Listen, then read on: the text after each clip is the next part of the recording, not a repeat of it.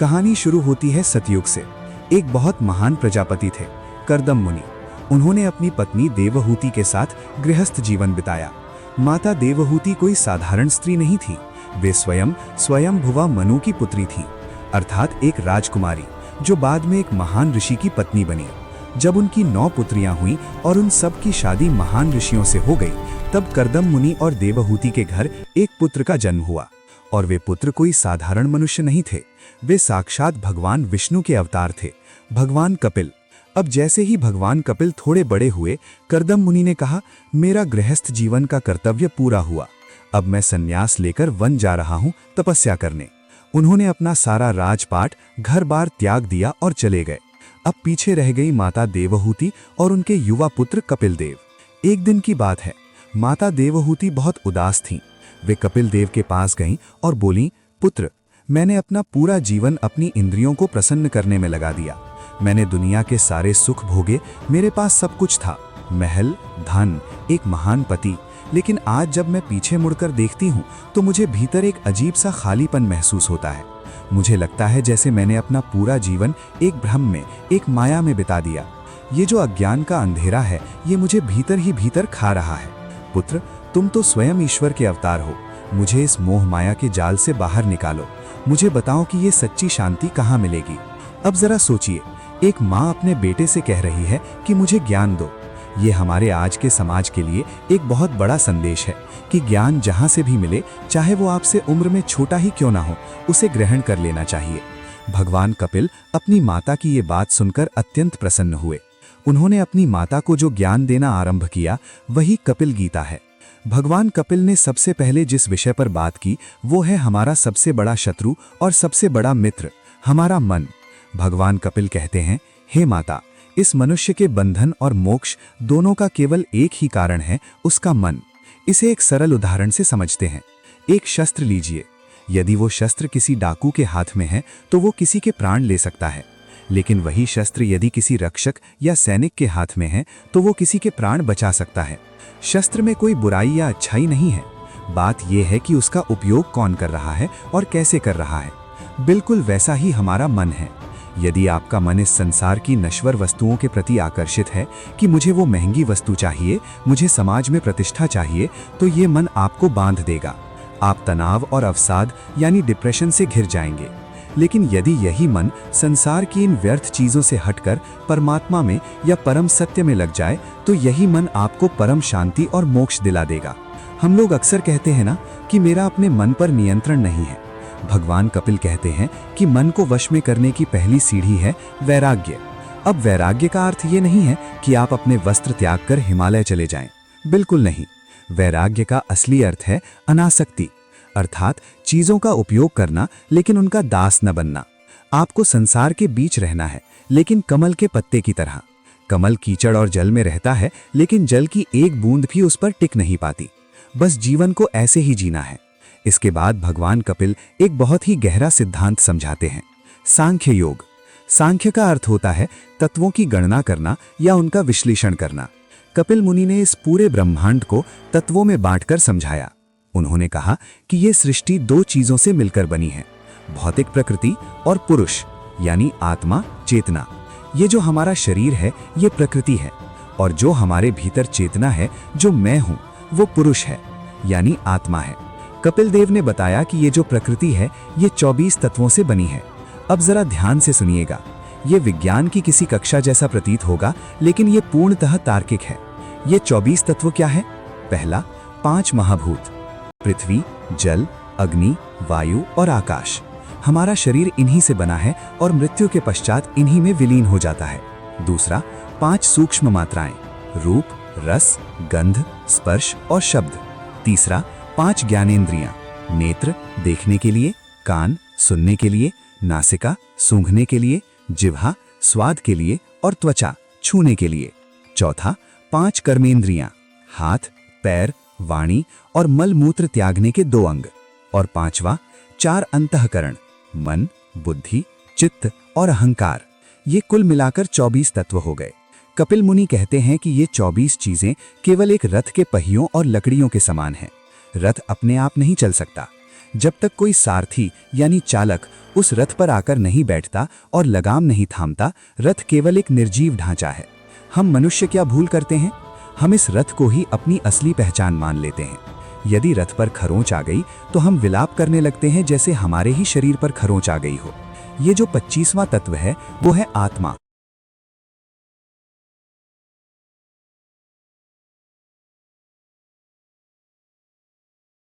यानी सारथी। और वो आत्मा प्रकृति के इन 24 तत्वों से बिल्कुल भिन्न और पवित्र है। हम सब दुखी क्यों हैं? क्योंकि हमारा अहंकार हमें ये विश्वास दिला देता है कि मैं ये शरीर हूँ।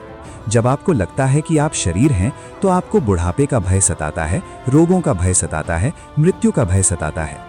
लेकिन जिस दिन आपको ये बोध हो जाता है कि आप ये 24 तत्वों का ढांचा नहीं बल्कि इसे चलाने वाले चेतन आत्मा हैं, उस दिन आपका सारा भय समाप्त हो जाता है।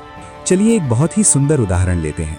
मान लीजिए आप किसी रंगमंच यानी थिएटर पर कोई नाटक देख रहे हैं। नाटक में कोई भयानक दृश्य आता है जहां कोई दानव अचानक से पर्दे पर प्रकट हो जाता है। आप भयभीत होकर पीछे हट जाते हैं। आपको पसीना आ जाता है। क्यों? क्योंकि उस क्षण के लिए आप भूल गए थे कि आप तो आराम से दर्शक दर्जिका में बैठे हैं और सामने जो चल रहा है वो केवल प्रकाश और ध्वनि का एक मायाजाल है। भगवान कपिल कहते हैं कि ये जीवन भी एक बहुत बड़ा नाटक है जिसे प्रकृति रूपी निर्देशक चला रहा है, और आत्मा एक दर्शक है जो इस नाटक में इतनी खो गई है कि उसे लगने लगा है कि मंच पर जो हो रहा है वो उसके साथ हो रहा है। सुख और दुख केवल शरीर और मन के स्तर पर हैं। आत्मा तो सदैव शांत और आनंदमय है। लेकिन अब प्रश्न ये उठता है कि हम इस भ्रम से, इस मायाजाल से बाहर कैसे निकलें? माता देवहूति भी यही प्रश्न पूछती हैं। पुत्र, प्रकृति और पुरुष तो हमेशा एक साथ रहते हैं। जैसे अग्नि और गर्माहट को अलग नहीं किया जा सकता, वैसे ही आत्मा इस शरीर से जुड़ी है। तो फिर ये आत्मा मुक्त कैसे होगी? कपिल देव बहुत ही सौम्य मुस्कान के साथ उत्तर देते हैं और कहते हैं भक्ति। जी हाँ, भक्ति योग। कपिल मुनि कहते हैं कि सांख्य योग से तुम ये तो समझ जाओगे कि तुम शरीर नहीं आत्मा हो, लेकिन ये बोध केवल एक सिद्धांत है। जब तक तुम उस सिद्धांत को व्यवहार में नहीं लाओगे तब तक सच्ची शांति नहीं मिलेगी, और वो व्यवहार है परमात्मा के प्रति निष्काम भक्ति। उन्होंने बताया कि भक्ति भी कई प्रकार की होती है। तामसिक भक्ति, कुछ लोग ईश्वर की पूजा इसलिए करते हैं ताकि उनके शत्रुओं का नाश हो जाए या किसी से ईर्ष्या या द्वेष के कारण। कपिल मुनि कहते हैं कि ये सबसे निम्न स्तर की भक्ति है। राजसिक भक्ति, कुछ लोग भगवान के पास धन, संपत्ति, यश या अपनी कोई सांसारिक इच्छा पूरी करने के लिए जाते हैं। ये भक्ति है तो सही, लेकिन इसमें एक व्यापार चल रहा है। ये स्वार्थ की भक्ति है। सात्विक भक्ति, कुछ लोग ईश्वर की उपासना इसलिए करते हैं क्योंकि उन्हें लगता है कि ये उनका कर्तव्य है या वे अपने पापों से मुक्ति पाना चाहते हैं। ये भक्ति उत्तम है, लेकिन इसमें भी अभी पूर्ण प्रेम जागृत नहीं हुआ है। निष्काम या अहेतु की भक्ति, कपिल मुनि कहते हैं कि ये भक्ति का सर्वोच्च स्तर है। इसमें भक्त भगवान से कुछ नहीं मांगता, न धन, न यश, यहाँ तक कि वो मोक्ष भी नहीं मांगता। वो बस परमात्मा से निस्वार्थ प्रेम करता है। जैसे एक नदी बिना किसी स्वार्थ के बहते हुए सागर में जाकर मिल जाती है, वैसे ही शुद्ध भक्त का मन सदैव ईश्वर की ओर प्रवाहित होता है। जब मनुष्य के भीतर ऐसी शुद्ध भक्ति प्रकट हो जाती है तो ये जो 24 तत्वों वाली माया है, ये उसके सामने हाथ जोड़कर खड़ी हो जाती है और उसे विचलित करना बंद कर देती है। अब आगे बढ़ते हैं। कपिल देव इसके बाद माता देवहूति को एक सच्चे साधु अर्थात संत के लक्षण बताते हैं। दोस्तों, आज के समय में हम असली और नकली साधु में भेद नहीं कर पाते, लेकिन कपिल मुनि ने हजारों वर्ष पूर्व ही बता दिया था कि सच्चा संत कौन होता है। उन्होंने कहा, तितीक्ष वह कारुणिकाः सुहृदः सर्वदेहिनाम, अर्थात सच्चा साधु वो है जो अत्यंत सहनशील होता है। यदि कोई उसका अपमान भी करे तो वो क्रोध नहीं करता। कारुणिकाः, वो दयालु होता है, उसके हृदय में हर जीव के लिए करुणा होती है।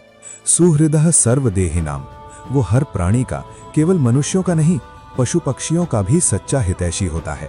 अजात शत्रवः शांताः, वो शांत रहता है और उसका कोई शत्रु नहीं होता। और सबसे बड़ी बात है, वो अपना संपूर्ण जीवन केवल ईश्वर की प्रसन्नता के लिए व्यतीत करता है। कपिल देव कहते हैं कि हे माता, ऐसे संतों का सत्संग करना चाहिए, क्योंकि जब हम ऐसे महापुरुषों के समीप बैठते हैं, उनके श्रीमुख से भगवान की कथाएं सुनते हैं, तो वे बातें हमारे कानों के मार्ग से सीधे हमारे हृदय में उतर जाती हैं। और जब हृदय में ईश्वरीय ज्ञान का प्रवेश होता है तो अज्ञान और सांसारिक चिंताओं का अंधकार अपने आप मिट जाता है। संगत का बहुत गहरा प्रभाव होता है दोस्तों। आप 5 ऐसे लोगों के साथ रहिए जो दिन भर धन और पद की बातें करते हैं, छठे आप बन जाएंगे। आप 5 ऐसे लोगों के साथ रहिए जो दिन भर दूसरों की निंदा करते हैं, छठे आप बन जाएंगे। और आप 5 ऐसे लोगों के साथ रहिए जो आध्यात्मिक रूप से शांत और जागृत हैं, निश्चित ही छठे आप बन जाएंगे। इसके बाद कपिल मुनि ने एक ऐसा प्रसंग छेड़ा जिसे सुनकर बड़े बड़े ज्ञानियों के भी रोंगटे खड़े हो जाते हैं। उन्होंने मनुष्य के पूरे जीवन चक्र, जन्म से लेकर मृत्यु तक और मृत्यु के पश्चात क्या होता है, इसका इतना सत्य और यथार्थ वर्णन किया है कि इसे सुनकर कोई भी वैराग्य से भर जाए। अक्सर हम लोग मृत्यु के विषय में बात करने से बचते हैं, लेकिन कपिल मुनि कहते हैं कि जो मनुष्य मृत्यु के सत्य को विस्मृत कर देता है, वो जीवन भर अज्ञानियों की भांति जीता है। कपिल मुनि बताते हैं कि जो मनुष्य जीवन भर एक भारवाहक पशु की तरह बोझा ढोता है, वो अपने परिवार के लिए सब कुछ करता है, लेकिन जब वो वृद्ध हो जाता है, रोगग्रस्त हो जाता है, तो वही परिवार वाले उसे बोझ समझने लगते हैं। वो शैया पर पड़ा रहता है, उसकी वाणी अवरुद्ध हो जाती है और अंत में जब यमदूत उसे लेने आते हैं तो वो भय के मारे कांपने लगता है। उसे अपने सारे दुष्कर्म याद आने लगते हैं, लेकिन तब तक बहुत देर हो चुकी होती है। और अब जो कपिल मुनि बताते हैं वो विज्ञान को भी चकित कर देने वाला है। वे बताते हैं कि एक शिशु माता के गर्भ में कैसे विकसित होता है और वो 9 महीने वहां कैसे रहता है। भागवत महापुराण में जो इसका वैज्ञानिक और सूक्ष्म वर्णन है, वो आधुनिक भ्रूण विज्ञान को भी अचंभित कर देता है। कल्पना कीजिए उस शिशु की अवस्था की। वो माता के गर्भ में एक बहुत ही छोटी सी अंधकारमय जगह में उल्टा लटका हुआ है। जब माता कुछ बहुत तीखा या अत्यंत गर्म भोजन ग्रहण करती है तो उस कोमल शिशु की त्वचा जलती है, उसे असहनीय पीड़ा होती है। वो वहां हिल भी नहीं सकता। वहां कई प्रकार के सूक्ष्म जीव उसे कष्ट देते हैं और वो विवश होकर वो पीड़ा सहता है। 7वें महीने तक आते आते उस शिशु में चेतना जागृत हो जाती है। उसे अपने पूर्व जन्म याद आने लगते हैं। उसे समझ आता है कि हे प्रभु, मैं फिर से इस चक्र में फंस गया, फिर से मैंने वही भूलें की और फिर से इस कारागार माता के गर्भ में आ गया हूं। तब वो शिशु उस गर्भ के भीतर भगवान से स्तुति करता है। वो हाथ जोड़कर कहता है, हे परमेश्वर, मुझे इस नरक से बाहर निकालिए। मैं आपसे संकल्प लेता हूं कि बाहर जाकर मैं कभी इस संसार की मोहमाया में नहीं उलझूंगा। मैं केवल आपका स्मरण करूंगा और इस जन्म मरण के चक्र से सदा के लिए मुक्त हो जाऊंगा। शिशु 10वें महीने तक यही प्रार्थना करता रहता है और फिर जन्म का समय आता है। जन्म की प्रक्रिया शिशु के लिए अत्यंत कष्टदायक होती है और जैसे ही वो शिशु बाहर आता है, वायु के संपर्क में आते ही भगवान की वो माया उसे घेर लेती है। जिस भगवान से वो गर्भ के भीतर संकल्प ले रहा था, बाहर आते ही वो सब कुछ भूल जाता है और जोर जोर से रुदन करने लगता है। और बाहर खड़े लोग क्या कहते हैं? बधाई हो, पुत्र हुआ है, उत्सव मनाओ। किसी को नहीं पता कि वो शिशु रो क्यों रहा है। वो इसलिए रो रहा है क्योंकि वो अपना वचन भूल गया है और फिर से इस संसार की भूल भुलैया में खो गया है। दोस्तों, ये प्रसंग केवल कोई कथा नहीं है, ये एक कटु सत्य है। हम सब ने अपनी माता के गर्भ में यही संकल्प लिया था, लेकिन बाहर आते ही हम क्षणिक सुखों, वासनाओं और धन के चक्रव्यूह में ऐसे फंसे कि वो संकल्प विस्मृत हो गया। अब आप सोचेंगे कि तो क्या भगवान कपिल ये कह रहे हैं कि हम सब कुछ छोड़कर वन में चले जाएं? क्या हम कर्म करना बंद कर दें? यहीं पर सबसे बड़ा रहस्य है। कपिल गीता कहीं भी आपको कर्म छोड़ने के लिए नहीं कहती। वो कहती है कि आसक्ति छोड़ो।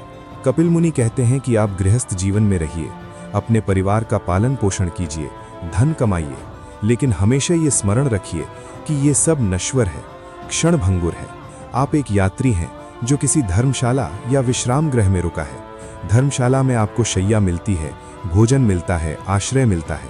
आप उनका उपयोग करते हैं, लेकिन क्या आप उन पर अपना अधिकार जताते हैं? क्या आप कहते हैं कि यह धर्मशाला मेरी है? नहीं ना, क्योंकि आपको पता है कि सुबह होते ही आपको अपनी आगे की यात्रा पर निकलना है। ये संसार बिल्कुल उसी धर्मशाला की तरह है। यहाँ जो कुछ भी मिला है, संबंध, धन, शरीर, ये सब ईश्वर की संपत्ति है। आपको उपयोग करने के लिए दी गई है, अधिकार जमाने के लिए नहीं। जिस दिन आपकी यात्रा का अंत होगा, आपको सब कुछ यहीं छोड़कर जाना होगा। यदि आप इन वस्तुओं से आसक्त रहेंगे तो मृत्यु के समय आपको अत्यंत पीड़ा होगी, और यदि आप अनासक्त रहेंगे तो आप प्रसन्नतापूर्वक अपनी आगे की यात्रा पर निकल जाएंगे। इस पूरे मायाजाल से बचने के लिए भगवान कपिल ने माता देवहूति को अष्टांग योग और ध्यान का मार्ग बताया। उन्होंने कहा, अपने मन के नेत्रों से भगवान के चरण कमलों का दर्शन करो, उनके चरणों के चिन्हों का ध्यान करो, फिर धीरे धीरे अपने ध्यान को ऊपर ले जाओ उनके पीतांबर, उनकी छाती पर चमकती हुई कौस्तुम मणि, उनके गले की वनमाला, उनके 4 हाथ जिनमें शंख, चक्र, गदा और पद्म है, और अंत में उनके मुस्कुराते हुए मुखमंडल और उनकी करुणामयी दृष्टि का ध्यान करो। जब मनुष्य इस प्रकार से भगवान के रूप का ध्यान करता है तो उसके भीतर का सारा मल, सारी नकारात्मकता वैसे ही नष्ट हो जाती है जैसे वायु चलने पर बादल छट जाते हैं। उसका मन इतना निर्मल और शक्तिशाली हो जाता है कि संसार का कोई भी दुख उसे विचलित नहीं कर सकता।